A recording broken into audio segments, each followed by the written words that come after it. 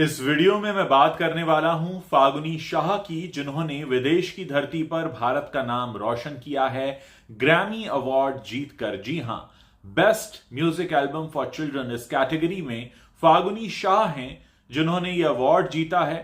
भारत की रहने वाली हैं, 2000 के दशक की बात है। अपने पति के साथ ये शिफ्ट हो गई थी यूएस और वहां से म्यूजिक की सेवा कर रही हैं, संगीत की सेवा कर रही हैं। और सबसे बड़ी बात यह है कि इस मौके पर इन्हें हमारे देश के प्रधानमंत्री श्री मोदी जी ने और ए आर रहमान ने भी कॉन्ग्रेचुलेट किया है। ए आर रहमान के साथ इन्हें काम करने का मौका मिला था स्लम डॉग मिलियनेयर के दौरान। और फागुनी कहती हैं कि उनके लिए बहुत बड़ा क्षण है जब उन्होंने अपने देश का नाम रोशन किया है। इससे पहले भी वो नॉमिनेट हो चुकी हैं ग्रैमीज में। और सबसे बड़ी बात यह भी है कि वो अभी भी बनारसी स्टाइल की ठुमरी गाती हैं।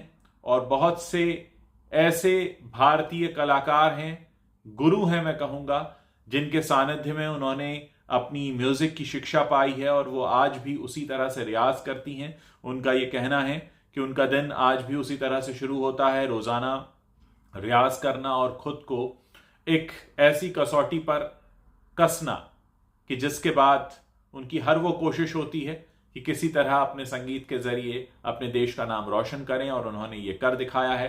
फागुनी शाह ने देश विदेश के अखबारों में सुर्खियां बटोरी हैं। शायद हमारे देश में इसकी चर्चा कम हो रही है, इसीलिए मुझे जरूरत महसूस हुई कि मैं फागुनी शाह के बारे में भी आपको बताऊं, ताकि आप उन्हें भी एक ऐसे कलाकार के तौर पर पहचानें जो अपनी कला में माहिर हैं और उसकी वजह से पूरी दुनिया में देश का नाम रोशन कर रहे हैं।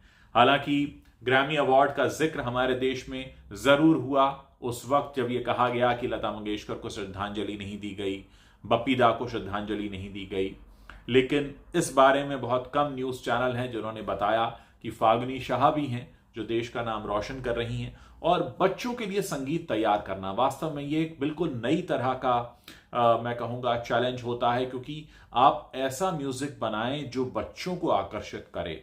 ये बहुत चैलेंजिंग काम होता है, बहुत मुश्किल भरा होता है, खासकर तब जबकि आप खुद बच्चे नहीं हैं। और फिर कुछ ऐसा बनाना जो छोटे बच्चों को अट्रैक्ट करे, उनको अच्छा लगे, ये बहुत चैलेंजिंग होता है। और आप समझ सकते हैं कि अक्सर लोग ऐसे गाने बनाने में तो माहिर होते हैं क्योंकि वो तुरंत ये देख सकते हैं कि किस तरह की मेलोडी जो है वो उन्हें अट्रैक्ट कर रही है। लेकिन जो उम्र में आपसे 30-40 साल छोटे हैं, उन्हें क्या अच्छा लगेगा, इसे समझ पाना वाकई बहुत मुश्किल होता है। मिड 40s में हैं फागुनी अभी, और इस उम्र में वो ये समझ पाती हैं कि मासूमों को क्या समझ में आएगा।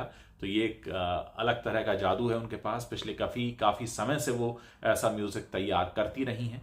तो बहुत बहुत शुभकामनाएं फागुनी, इसी तरह से आप हमारे देश का नाम रोशन करती रहिए। बहुत सारे लोग हैं जो आपके इस संगीत के कायल हैं और चाहते हैं कि आगे भी आप इसी तरह देश का नाम रोशन करती रहें।